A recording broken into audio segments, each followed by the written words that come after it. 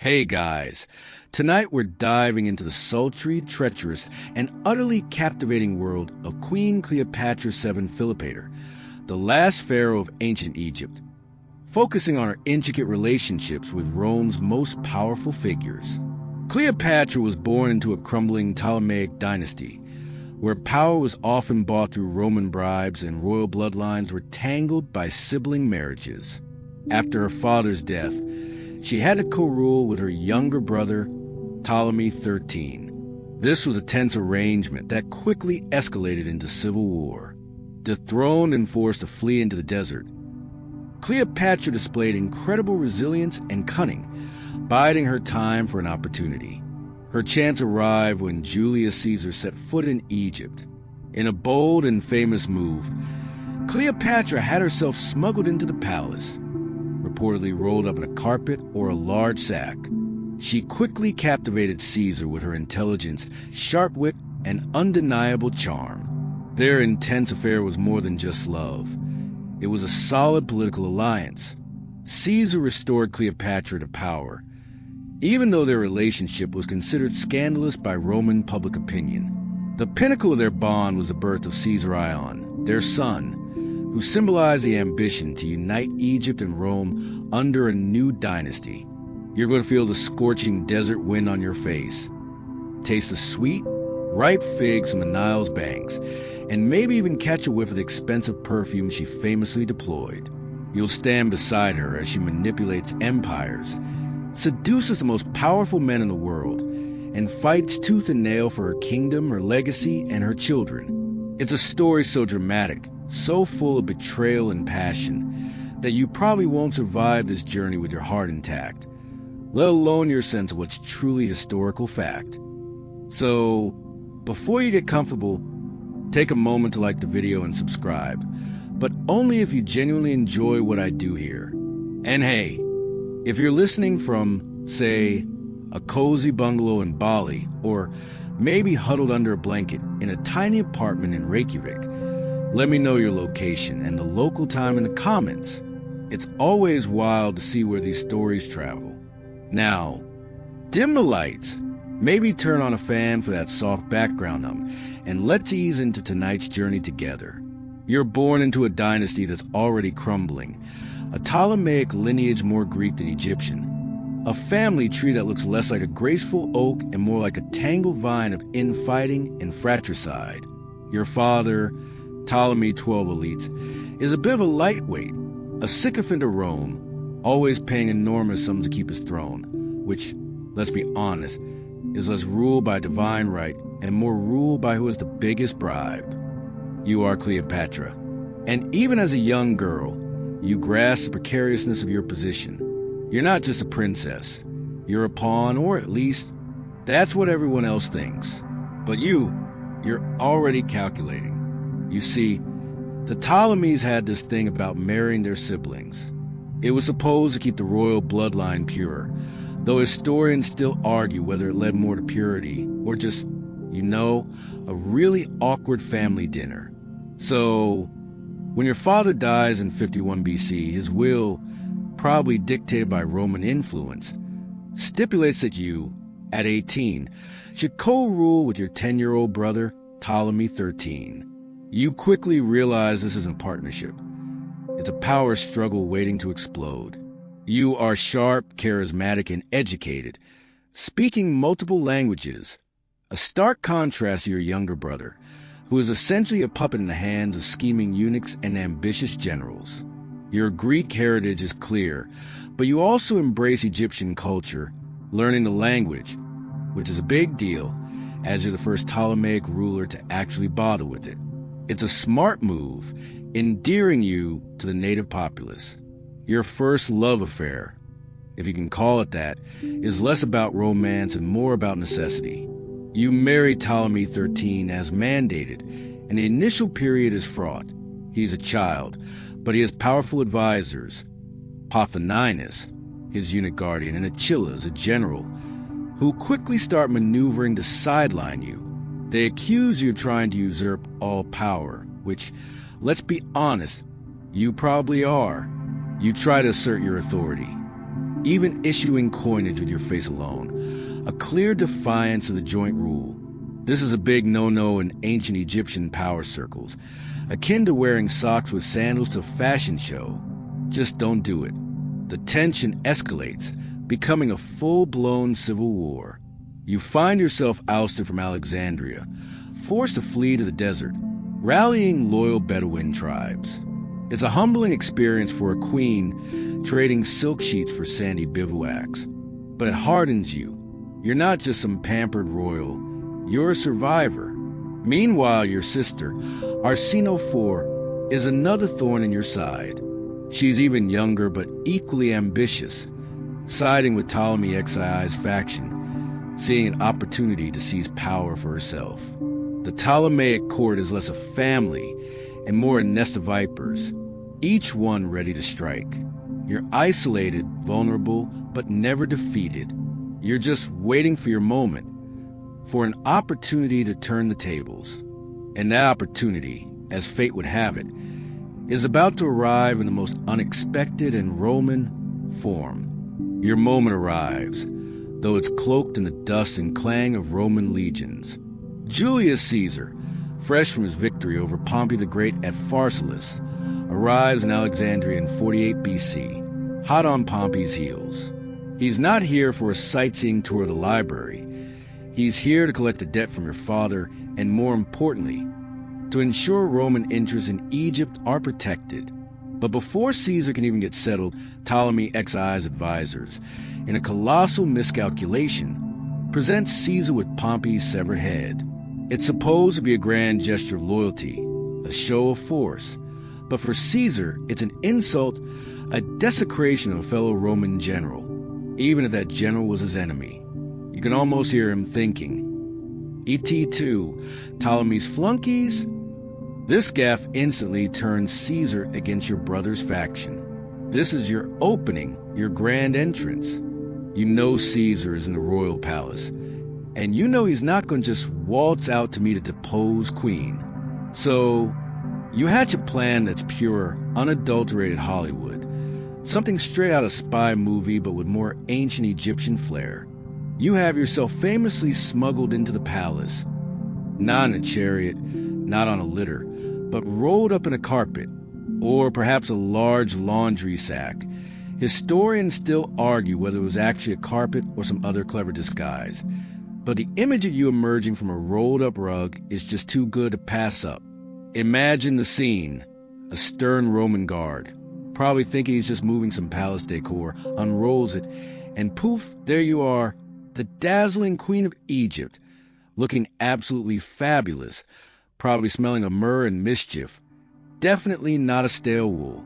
Caesar, a man who has seen everything, is reportedly captivated. You're not conventionally beautiful by Greek standards, but you possess an electrifying charisma, a quick wit, and a command of language that few can match. You engage him not just with your looks, but with your intellect, your knowledge of politics, and your undeniable charm. You lay out your case against your brother, explaining the treachery and the injustice, appealing to a sense of order and Roman law. And it works. Within hours, Caesar is smitten, and more importantly, he recognizes your legitimate claim to the throne. He declares that he will arbitrate the dispute between you and Ptolemy XIII, essentially placing himself on your side. This, predictably, infuriates Ptolemy XI's faction. They see Caesar's intervention as an act of war, and they besiege the palace, trapping you, Caesar, and his considerably smaller force inside. This becomes known as the Alexandrian War, a messy, drawn-out affair where the greatest general of Rome is stuck in a palace, defending a queen who just arrived via parcel post. It's a bit like ordering pizza and accidentally getting caught in a gang war. During this siege, parts of the famous Library of Alexandria are accidentally burned, a tragic loss for history, but a footnote to you as you cling to survival. You and Caesar spend months together, besieged but growing closer. He's a seasoned general, a shrewd politician, and a man of immense power, but he's also an intellectual, fascinated by your intelligence and the ancient culture you represent. You, in turn, are fascinated by his ambition, his ruthlessness, and his vision for Rome. This isn't just a political alliance. It's a passionate affair that transcends age and cultural divides. He's in his 50s, you're in your early 20s, but the chemistry is undeniable. You are, after all, a queen who got herself delivered in the carpet, a level of commitment to meeting someone that screams, "I'm not like other girls." The war finally turns in Caesar's favor when reinforcements arrive. Ptolemy XIII, attempting to flee, drowns in the Nile. Some say his golden armor weighed him down, which is a rather poetic end for a young king who displayed his hands so spectacularly. With your primary rival gone, Caesar restores you to the throne, but with a new co-ruler, your even younger brother, Ptolemy XIV, who you also marry for appearances. This is purely a political move, a temporary solution until your position is solidified. Caesar has ensured Egypt remains under a friendly ruler, but he's also found himself deeply entangled with its queen. And that entanglement, you sense, is just beginning to unfold. With Ptolemy XII's untimely demise and your swift political maneuvering, you consolidate your power. Caesar, instead of immediately returning to Rome, lingers in Egypt for several more months. This isn't just a vacation, though you certainly make it feel like one. You and Caesar embark on a legendary Nile cruise aboard your royal barge, a floating palace complete with exotic animals and elaborate banquets.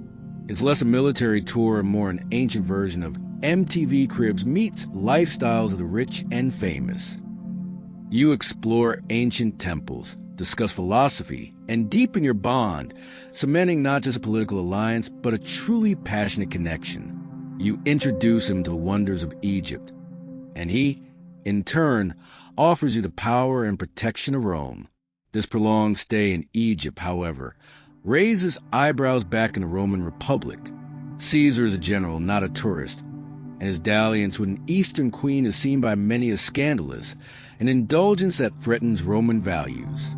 He's already unpopular with a significant faction of the Roman elite for his ambition and disregard for traditional norms, and his relationship with you only fuels their resentment.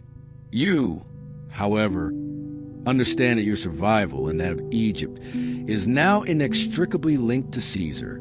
You are betting your entire kingdom on this formidable Roman. One quirky tidbit about this period. Caesar was so enamored with your astronomical knowledge, or perhaps just your willingness to discuss it, that he brought Sosigenes of Alexandria, one of your court astronomers, back to Rome. Sosigenes then helped Caesar reform the Roman calendar, giving us the Julian calendar, which, with a few tweaks, is still largely the basis for the calendar we use today. So, next time you check your phone for the date, you can thank Cleopatra, in a roundabout way, for helping ensure your Tuesday isn't actually a Thursday. Historians still argue whether Caesar was truly inspired by your intellect or simply saw a practical need for calendar reform and used your connections.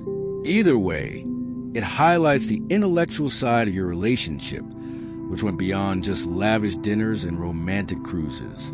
Back in Rome, the political climate is a swirling vortex of ambition and paranoia. The Roman Senate, always wary of anyone accumulating too much power, views Caesar's continued absence and his obvious affection for you with alarm. They whisper about Oriental corruption, about a Roman general being ensnared by a foreign queen. You, meanwhile, are keenly aware that your position rests on Caesar's continued dominance. You're playing a dangerous game, but then again, that's just how you play.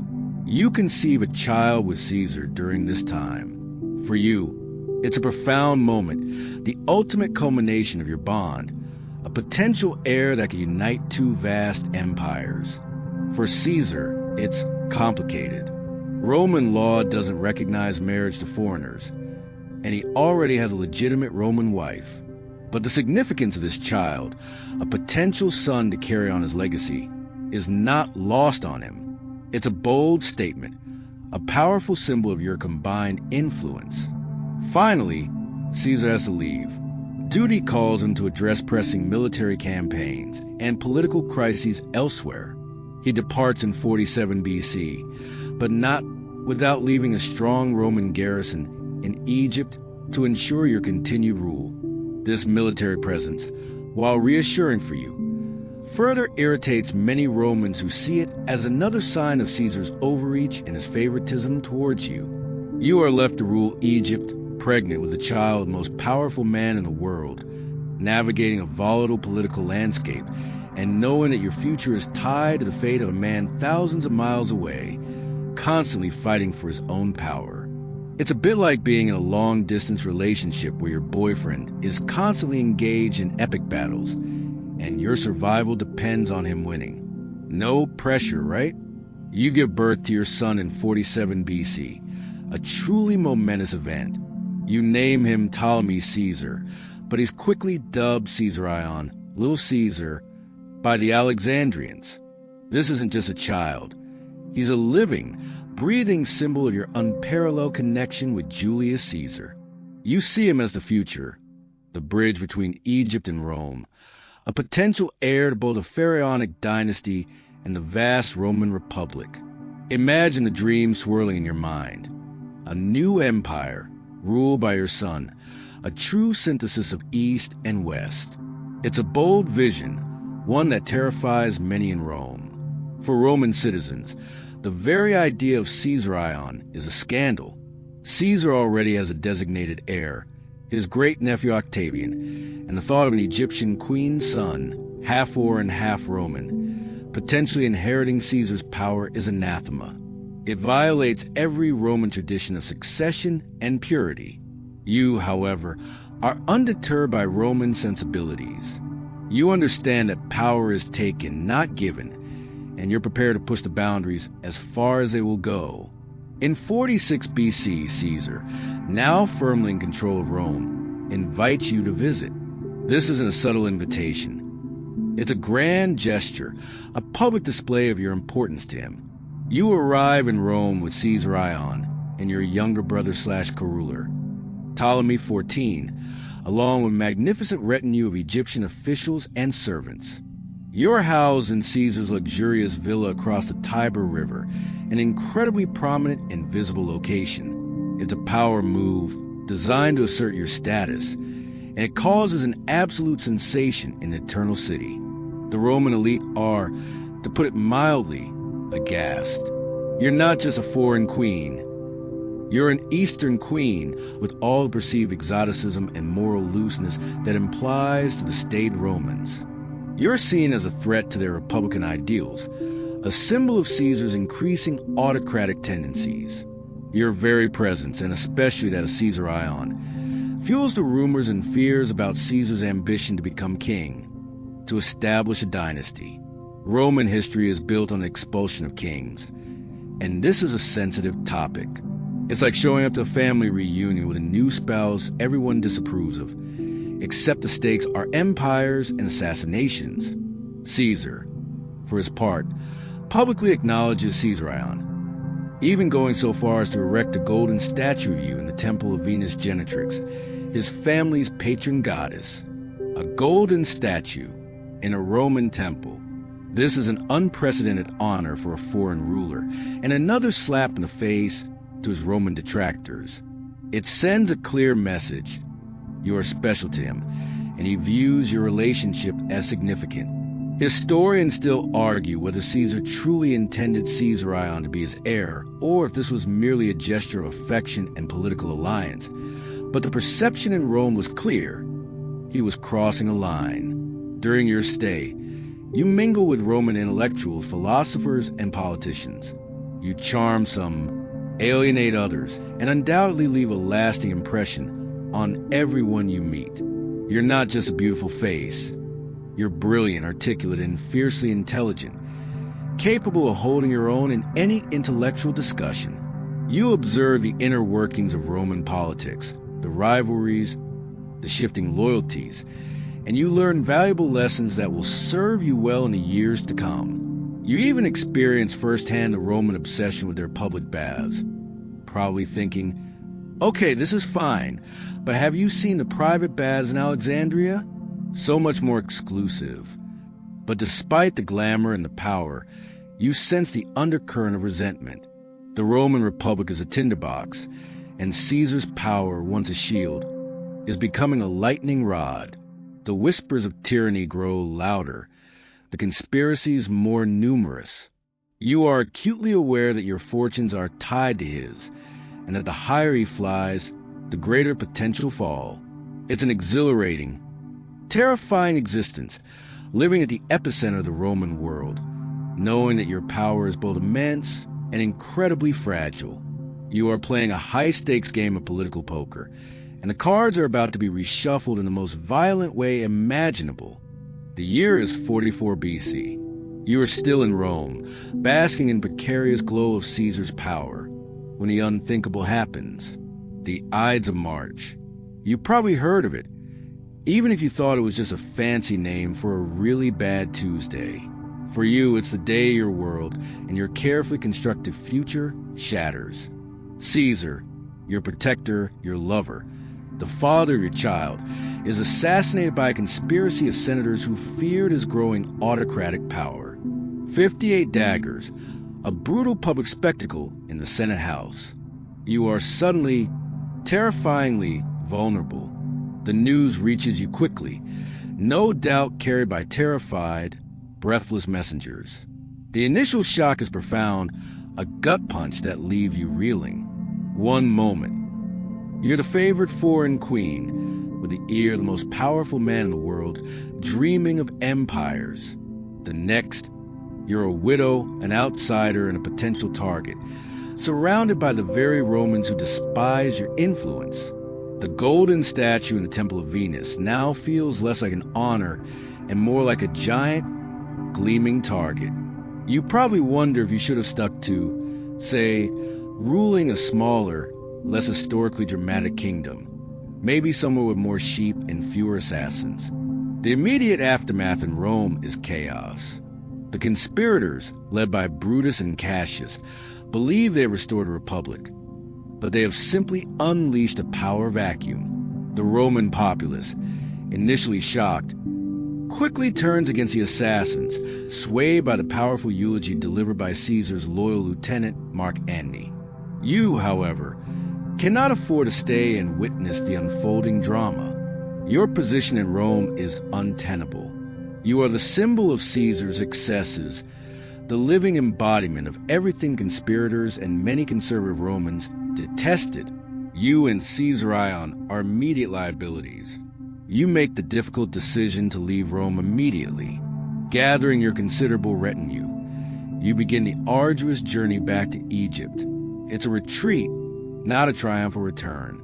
You travel by sea, no doubt keeping a low profile, avoiding any Roman ports where your presence might spark trouble. The Mediterranean, usually your highway to power and influence, now feels like a vast, hostile expanse. Every shadow, every distant sail, seems to carry a threat. You are no longer the queen sailing in grand barges. You are a woman fleeing for her life and the life of her son. Your younger brother, Ptolemy XIV, who had accompanied you to Rome, dies shortly after your return to Egypt. Historians still argue whether his death was natural or if you, perhaps, decided to streamline the co-regency in the wake of Caesar's death. Let's just say a queen with your survival instincts, suddenly without a powerful Roman patron, might find a solo reign much more efficient. With him gone, your son, Caesarion, becomes your official co-ruler, solidifying his claim, however precarious, to a place in history. Back in Alexandria, you find yourself facing an uncertain future. The power of Rome is in flux. There's a triumvirate now, a three-way split between Caesar's adopted heir, Octavian, and his former generals, Mark Antony and Marcus Aemilius Lepidus. Each of them will be vying for supreme power, and Egypt, with its vast grain supplies and strategic location, will be a crucial prize. You are a queen without a powerful Roman ally, but you are not powerless. You still command Egypt's wealth and resources, and you possess a keen understanding of Roman politics, honed by your time with Caesar. You know how to play the long game. The grief for Caesar is undoubtedly real, but so is your steely resolve. You mourn the man, yes, but you also mourn the shattered dreams of a unified empire under your son. Now you must adapt. You must find a new protector, a new Roman general to align with, one who can secure your throne and perhaps help you resurrect your grand ambitions for Caesar Ion. You're a survivor, and survivors don't mope. They plan, and somewhere across the Mediterranean, a charismatic, hedonistic, and ambitious Roman general named Mark Antony is about to become very, very interesting. The year is 44 BC. You are still in Rome, basking in precarious glow of Caesar's power, when the unthinkable happens. The Ides of March. You probably heard of it, even if you thought it was just a fancy name for a really bad Tuesday. For you, it's the day your world and your carefully constructed future shatters. Caesar, your protector, your lover, the father of your child, is assassinated by a conspiracy of senators who feared his growing autocratic power. 58 daggers, a brutal public spectacle in the Senate House. You are suddenly, terrifyingly vulnerable. The news reaches you quickly, no doubt carried by terrified, breathless messengers. The initial shock is profound, a gut punch that leaves you reeling. One moment, you're the favored foreign queen, with the ear of the most powerful man in the world, dreaming of empires. The next, you're a widow, an outsider, and a potential target, surrounded by the very Romans who despise your influence. The golden statue in the Temple of Venus now feels less like an honor and more like a giant, gleaming target. You probably wonder if you should have stuck to, say, ruling a smaller, less historically dramatic kingdom, maybe somewhere with more sheep and fewer assassins. The immediate aftermath in Rome is chaos. The conspirators, led by Brutus and Cassius, believe they have restored a republic, but they have simply unleashed a power vacuum. The Roman populace, initially shocked, quickly turns against the assassins, swayed by the powerful eulogy delivered by Caesar's loyal lieutenant, Mark Antony. You, however, cannot afford to stay and witness the unfolding drama. Your position in Rome is untenable. You are the symbol of Caesar's excesses, the living embodiment of everything conspirators and many conservative Romans detested. You and Caesar Ion are immediate liabilities. You make the difficult decision to leave Rome immediately.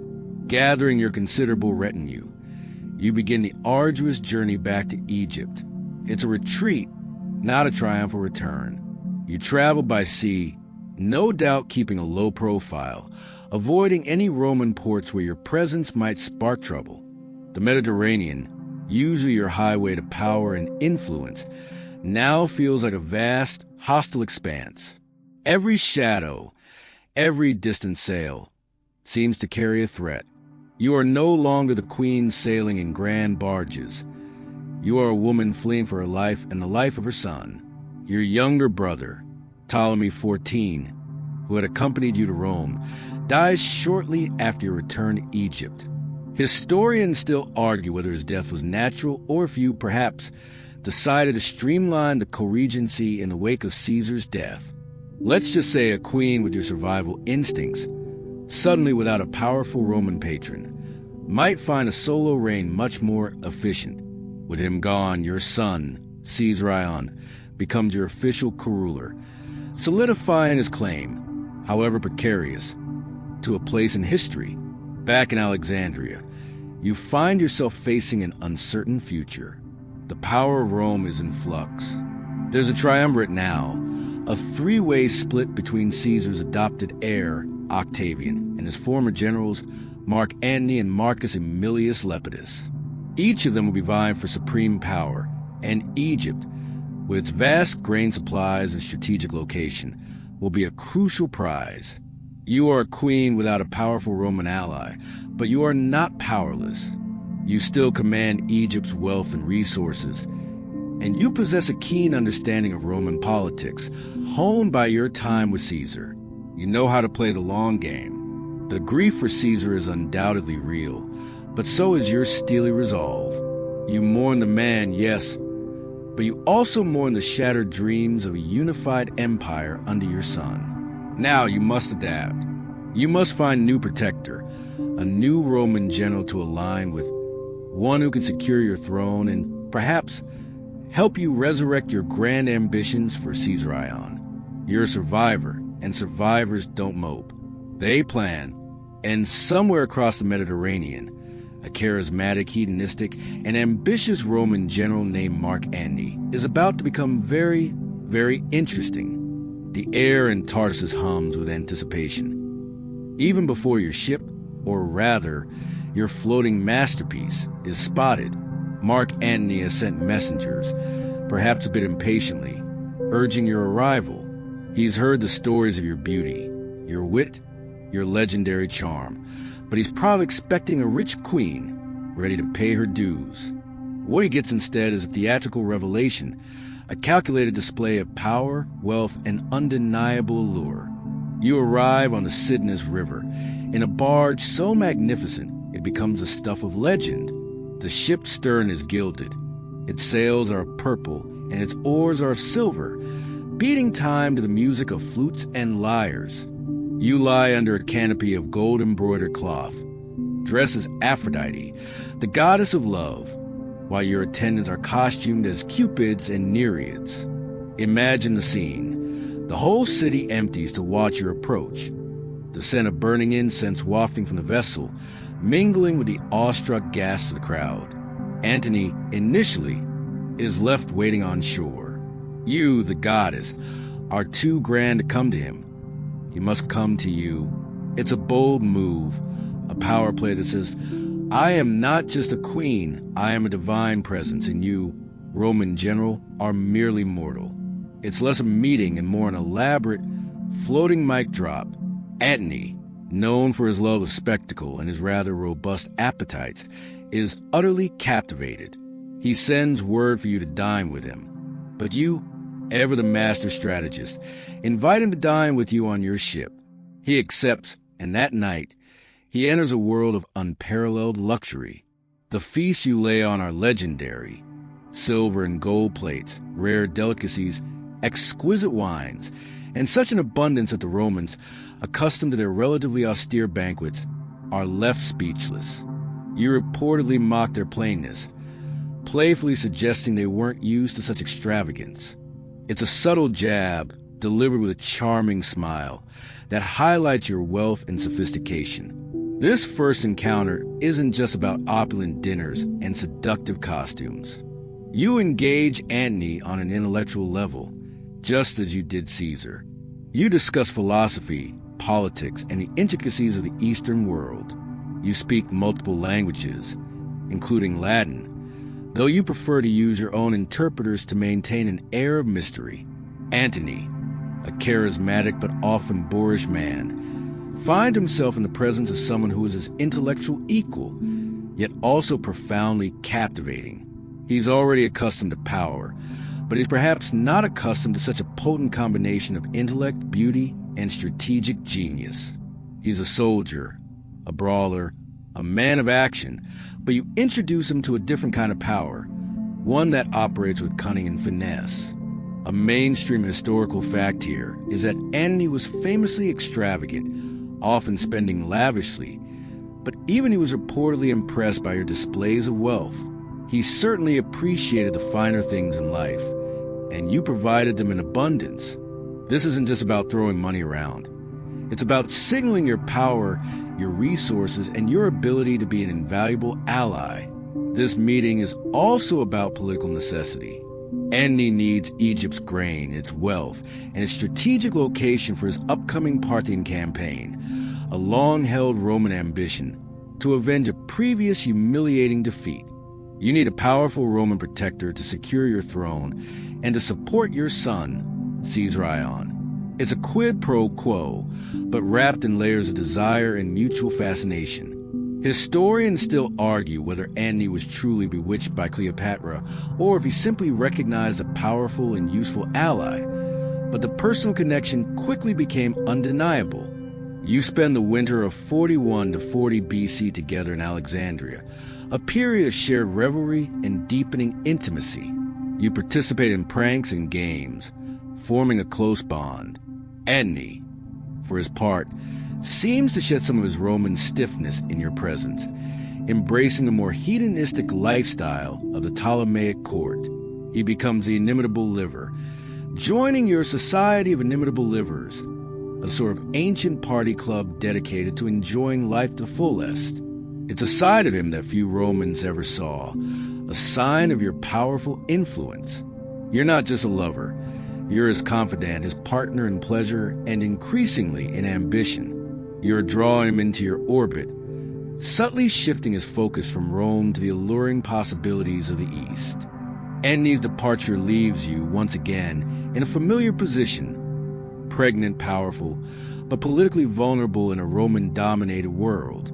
You give birth to twins, a boy, Alexander Helios, meaning the sun, and a girl, Cleopatra Selene, meaning the moon. The names themselves are a statement, evoking the celestial and divine, hinting at a grand destiny for your children. You are building a new family, a new legacy, intertwined with the formidable force of Mark Antony. This is not just personal. It's deeply political, a continuation of your ambition for Caesarion to unite the East and West through your lineage. Back in Rome, Antony tries to mend fences with Octavian.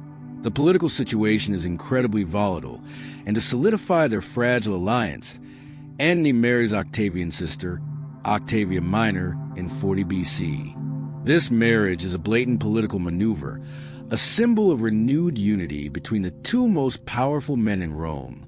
For you, hearing this news must have been a punch to the gut. It's a stark reminder that despite the passion and the shared dreams, Antony is a Roman first, bound by Roman political necessity.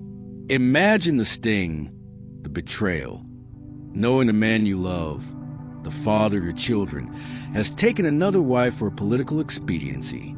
It's like your long-distance boyfriend proposing to his neighbor because it's good for the neighborhood association. You, however, are not one to wallow. You continue to consolidate your power in Egypt, nurturing your children, and preparing for the next inevitable Roman entanglement. You focus on your kingdom, ensuring its prosperity, knowing that a strong Egypt is your best defense. You maintain contact with Antony through messengers, trying to understand the shifting tides of Roman politics. A mainstream historical fact here is that the marriage of Antony and Octavia did, for a time, stabilize the triumvirate, allowing them to focus on other matters, like dealing with Sextus Pompey, the last surviving son of Pompey the Great, who was disrupting Rome's grain supply from Sicily. This temporary truce, however, only masked the underlying rivalry between Antony and Octavian, a rivalry that would eventually explode. Antony returns to the east in 37 BC, after another brief stint in Rome, where he renews his alliance with Octavian.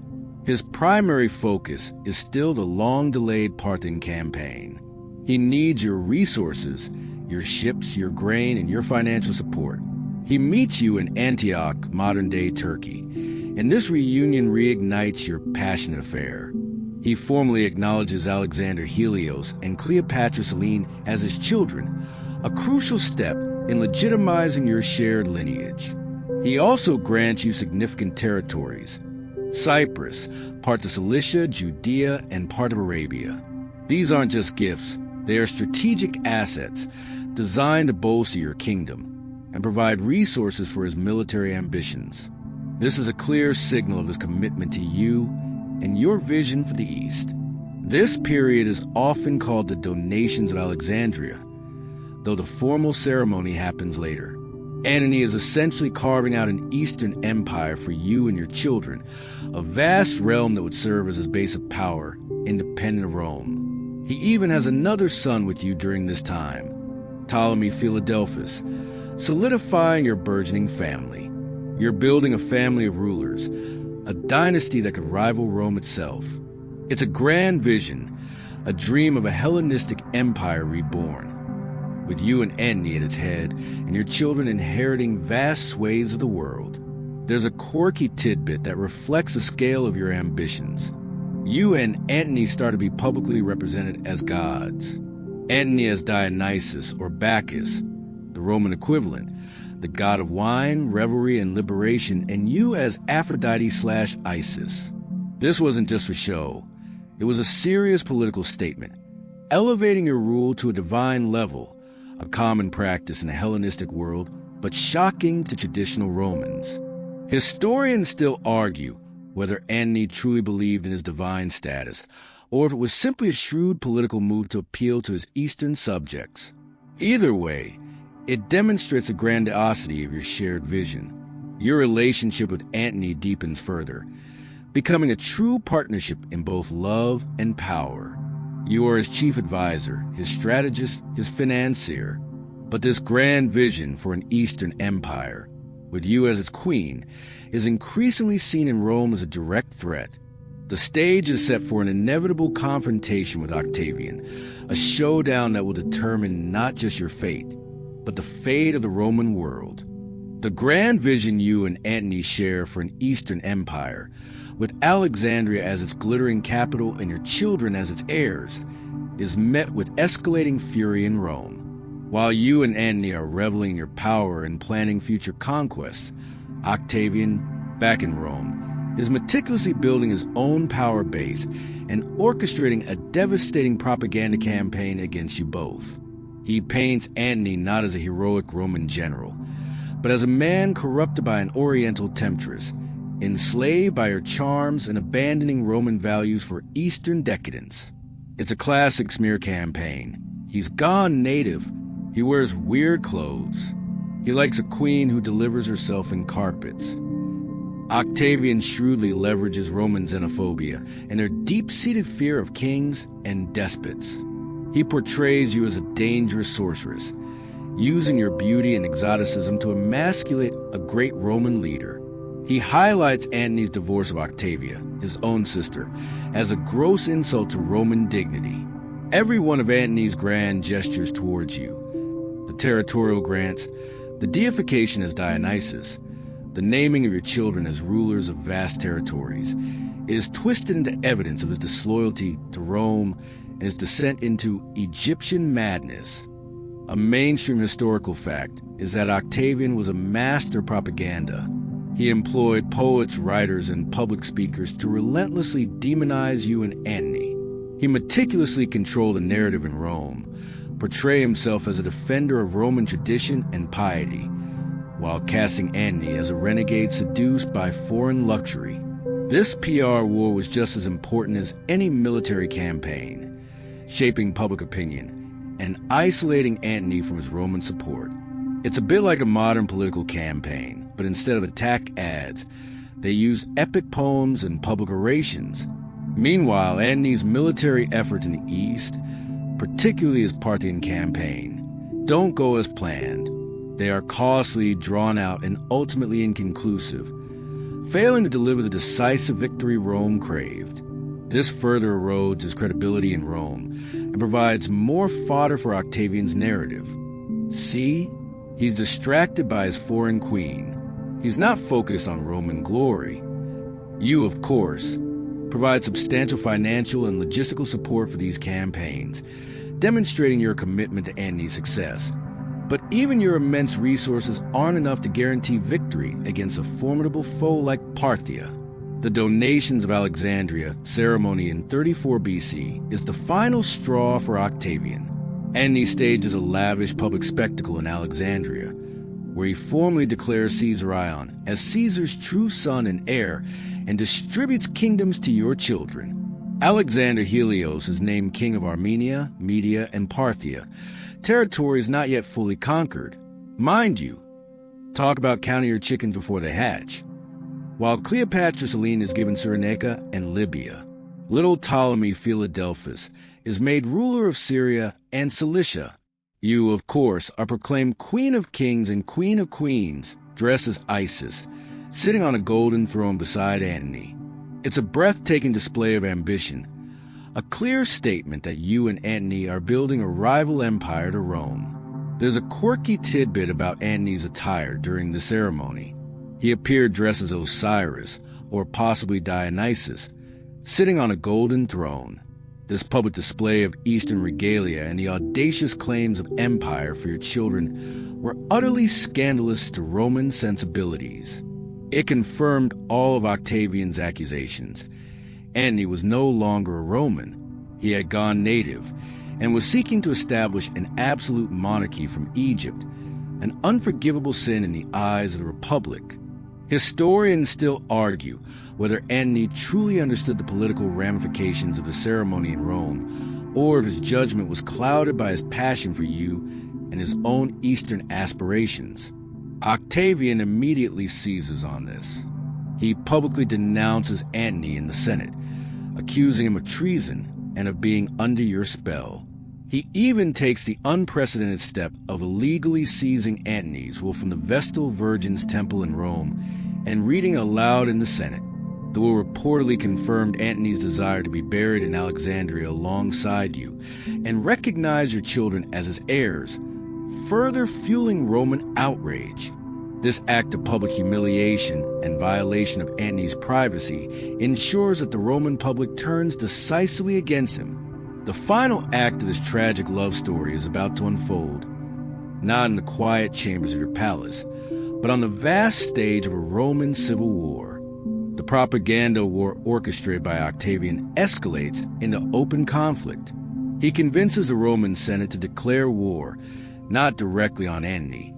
That would be too unpopular, as Antony is still a legitimate Roman consul, but on you, Cleopatra, Queen of Egypt. It's a masterful political maneuver, framing the conflict not as a Roman civil war, but as a righteous crusade against a foreign threat, an Oriental queen who has corrupted a noble Roman. You are cast as a villain, the embodiment of Eastern excess, and a danger to Roman virtue. It's effective, playing on the deepest prejudices and fears of the Roman populace. Antony, now fully committed to your shared cause and isolated from his Roman allies, throws his lot incompletely with you. He divorces Octavia, a final, irreversible break with Octavian and Roman tradition. You, with your immense wealth and naval power, are his indispensable partner. You contribute the vast majority of the fleet for the coming conflict.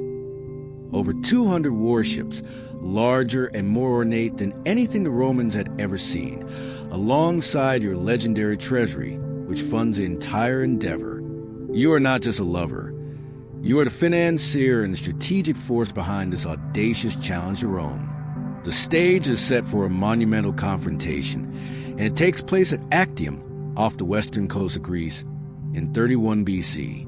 This isn't just a naval battle. It's a clash of civilizations, a showdown between East and West, between the traditional Roman Republic and the burgeoning Hellenistic empire you and Antony envision. Antony gathers a massive army and navy, but his forces are plagued by desertions, disease, and dwindling morale, partly due to Octavian's effective propaganda and his own perceived abandonment of Roman ideals. It's tough to rally the troops when half the Roman world thinks their general has gone soft for a queen.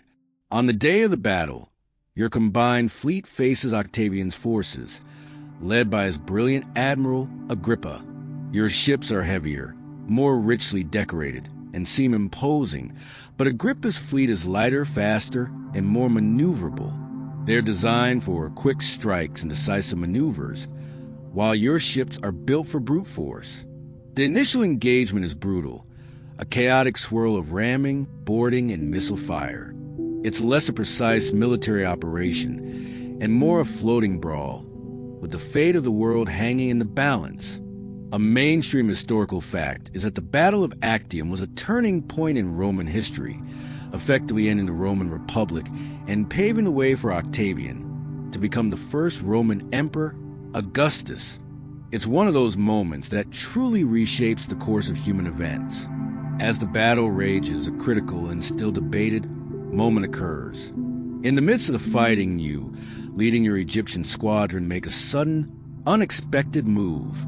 You hoist your sails, break through the fighting lines, and make a run for it, heading south towards Egypt. Antony, seeing your sudden withdrawal, abandons his command and follows you, leaving his fleet and army in disarray.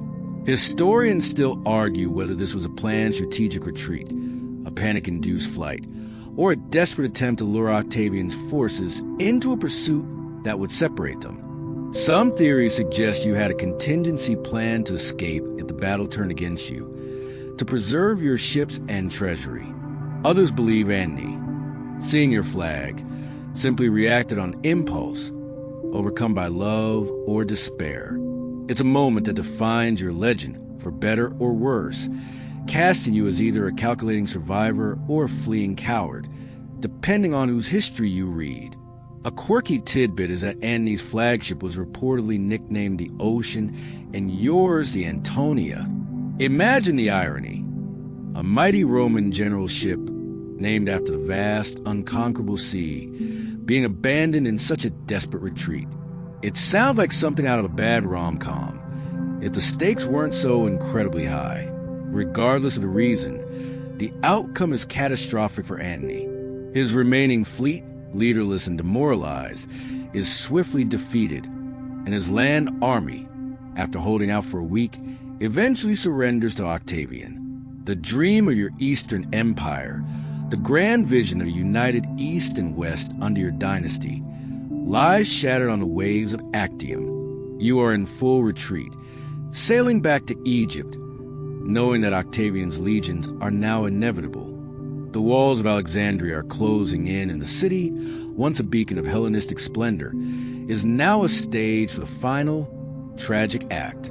Octavian's legions are at the gates, inexorably advancing. Antony, consumed by despair and paranoia, makes a last, desperate attempt to rally his remaining forces for a land battle.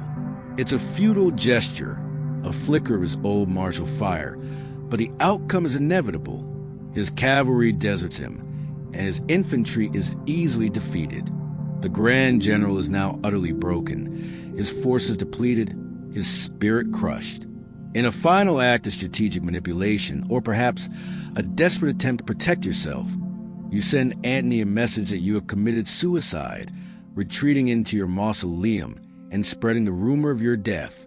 Some accounts suggest this was a ploy to stir him to action, to shock him out of his despondency. Others believe it was a genuine attempt to end your own life, only to be stopped at the last moment. Whatever the reason, the news proves devastating to Antony. A mainstream historical fact here. Antony, upon hearing the false news of your death, believes all is truly lost. He decides to end his own life, falling on his sword. But in a tragic, almost darkly comedic twist, he doesn't die immediately. He is mortally wounded and, in agonizing pain, begs his attendants to finish him off. None can bring themselves to do it. Imagine the scene: a legendary Roman general, once so powerful, now begging for release, surrounded by horrified, helpless loyalists. It's a pathetic, ignominious end for a man who once commanded half the Roman world. As Antony lies dying, he learns that you are, in fact, still alive, barricaded in your mausoleum. In a final, agonizing effort, he demands to be brought to you. Your attendants, unable to open the heavy doors, hoist him up to a window using ropes and pulleys. It's a desperate, poignant reunion, a truly dramatic tableau. You pull him to the window, bloodied and dying, into your embrace. You weep over him, holding him as he takes his last breath. He dies in your arms, the man with whom you shared a throne, an empire, and a deep, complicated love. It's an intensely private moment, but the implications are profoundly public. His death leaves you utterly alone, without a protector, without an ally against the relentless march of Octavian. You are now truly isolated, a queen without a king, facing the victor of the Roman world. The city of Alexandria, once vibrant, is now subdued, awaiting its conqueror. You are captured by Octavian's forces, but treated with a surprising degree of respect. Octavian's men, knowing his desire to parade you in Rome as a trophy, ensure your safety and prevent you from taking your own life. You are, after all, the ultimate prize. There's a quirky tidbit about this capture. One of Octavian's officers, named Proculius, reportedly distracted your guards while another scaled the walls of your mausoleum, dropping down to seize you and your ladies-in-waiting.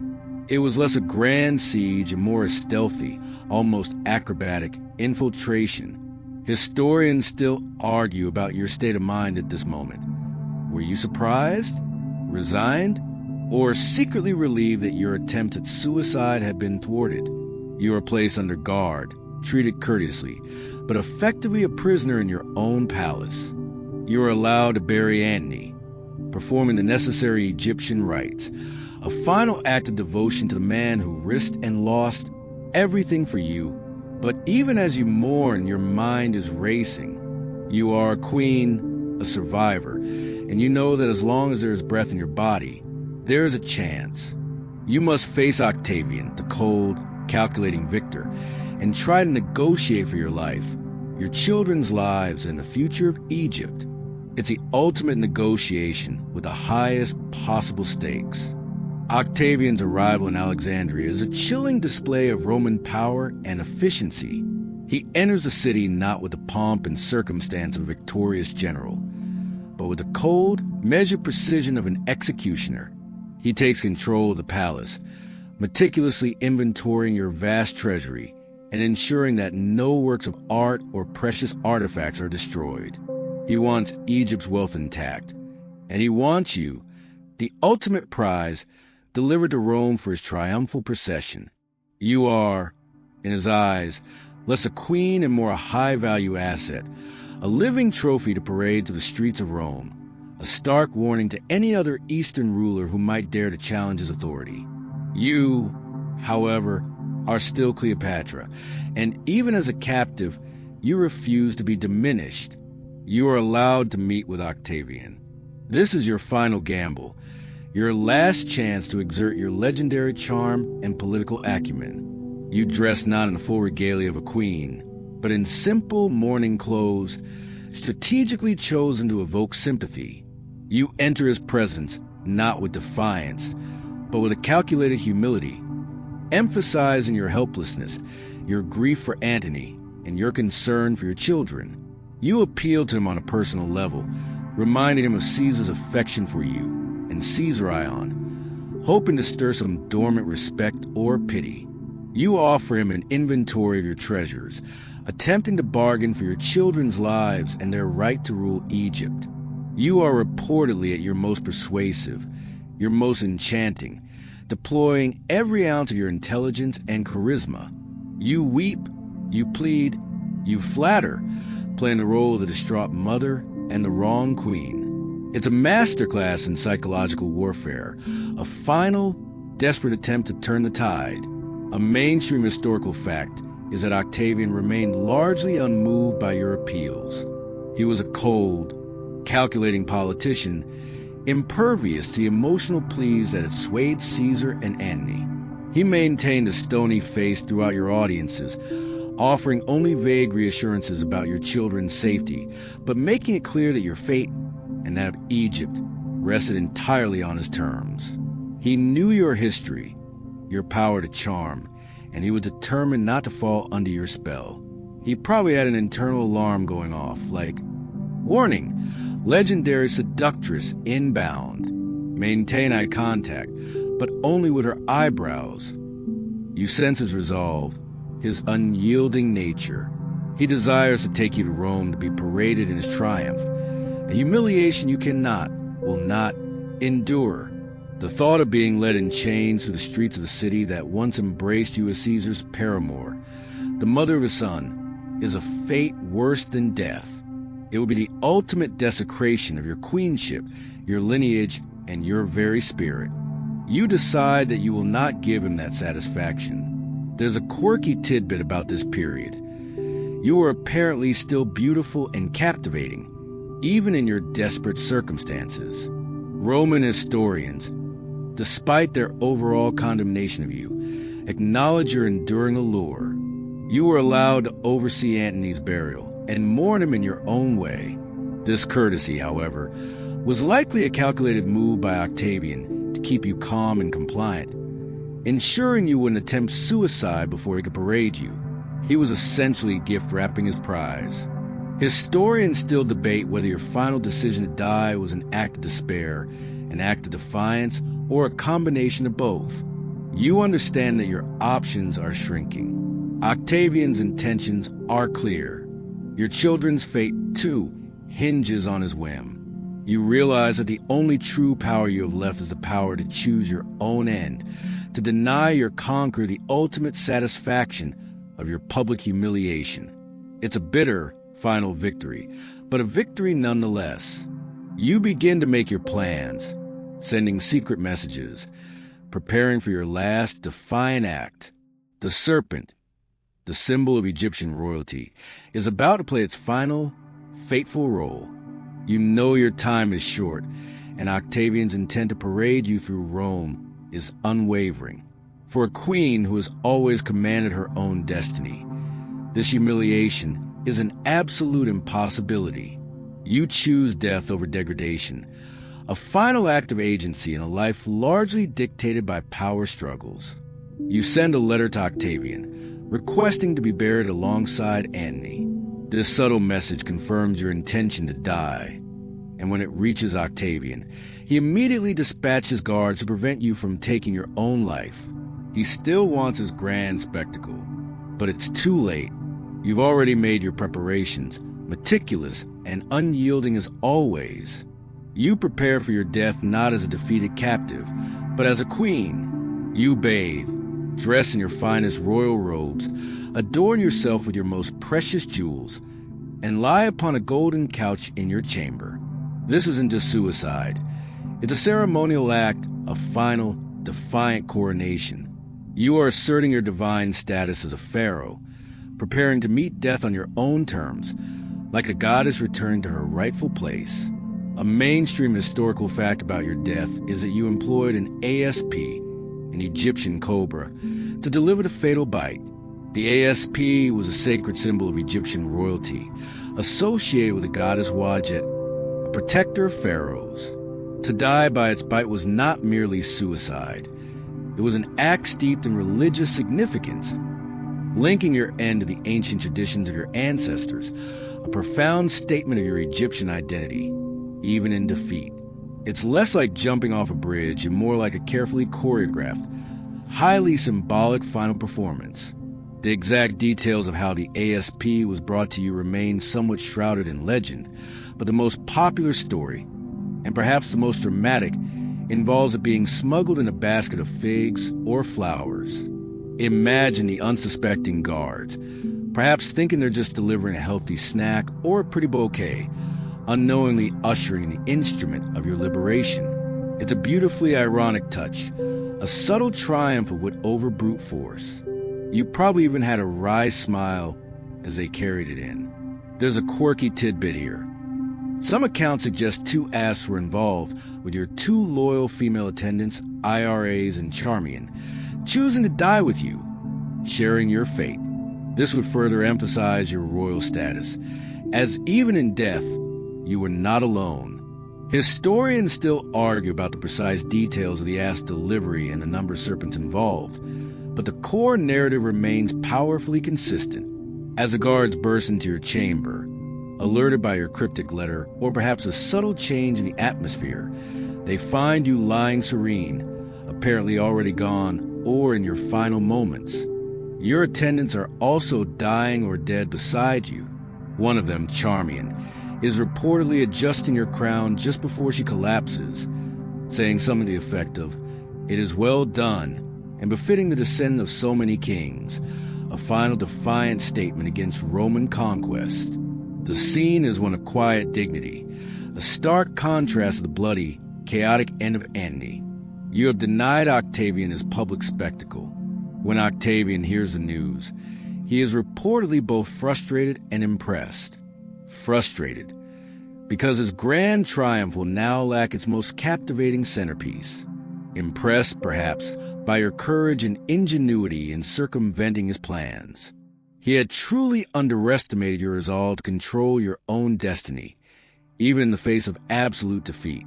He orders a magnificent funeral for you and Antony, burying you both together, a final, grudging acknowledgement of your formidable presence and the love that defied an empire. You pass into history, not as a defeated queen, but as a legend. Your choice of death, steeped in Egyptian ritual and defiance, ensures that your final act is as dramatic and memorable as your life.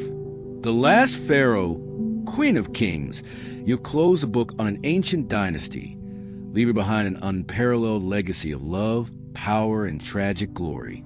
Your death, by the sacred Spi, marks the end of an era.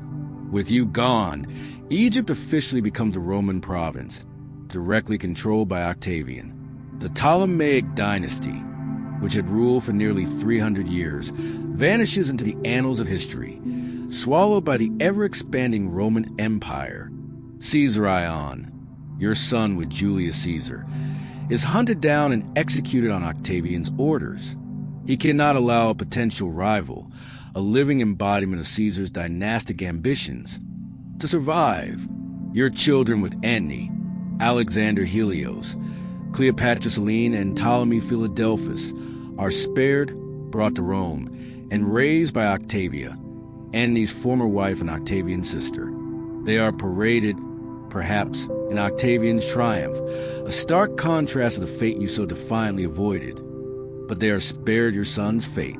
Cleopatra Selene, your daughter, even goes on to marry a North African king, and has a significant impact on her own small kingdom, carrying a piece of your lineage forward. Your personal story, however, doesn't end with your death. It transforms into legend, a powerful, intoxicating mix of fact and fiction that continues to captivate audiences thousands of years later. You become the ultimate femme fatale, the queen who ensnared two of Rome's most powerful men, leading them to their downfall. Poets, playwrights, and artists throughout history have immortalized you, often focusing on your seductive power, sometimes at the expense of your immense intelligence and political acumen. From Shakespeare's epic tragedy to Hollywood blockbusters, your story is endlessly retold, each generation adding its own layer of interpretation to your complex character. One mainstream historical fact that often gets overshadowed by the romance is your profound understanding of economics and governance. You inherited a kingdom burdened by debt and instability, yet you managed to maintain its prosperity and strategic importance throughout your reign. You were a skilled administrator, a shrewd diplomat, and a pragmatic ruler, capable of balancing the immense pressures from Rome with the needs of your own people. You weren't just a pretty face with a knack for dramatic entrances. You were a highly effective head of state. The debate about your true motivations, your true nature, continues to this day. Was your love for Caesar and Antony genuine, or were they simply strategic alliances, means to an end? Historians still argue whether you were a calculating political genius, a romantic idealist, or a desperate survivor. Perhaps you were all of these things at different times, adapting your persona to suit the ever-changing tides of power. The ambiguity is part of your enduring appeal. You defy simple categorization, remaining an enigma wrapped in silk and controversy. There's a quirky tidbit about your legacy that highlights your international influence. Your daughter, Cleopatra Selene II, eventually marries Jubut II, king of Mauritania. Together, they rule a flourishing kingdom in North Africa, establishing a brilliant court and fostering arts and sciences. Her coin portraits often depict her with a crescent moon, honoring her namesake.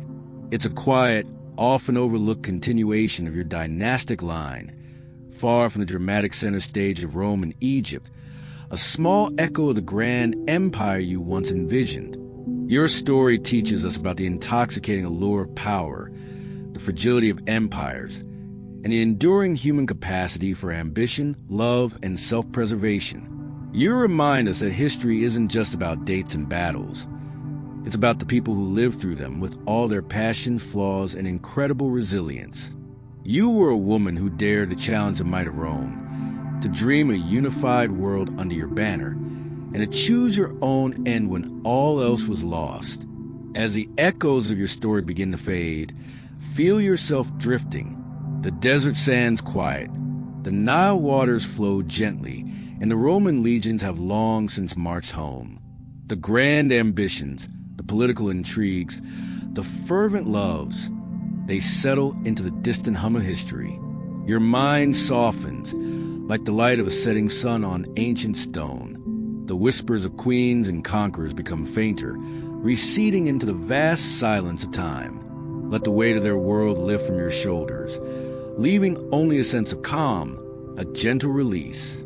You are safe now, truly safe, beyond the reach of any empire, any sorrow. Just quiet, peaceful stillness.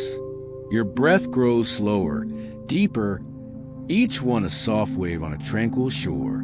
Let the images dissolve, leaving behind only the profound peace of knowing that all stories eventually find their calm ending. Rest now, truly rest.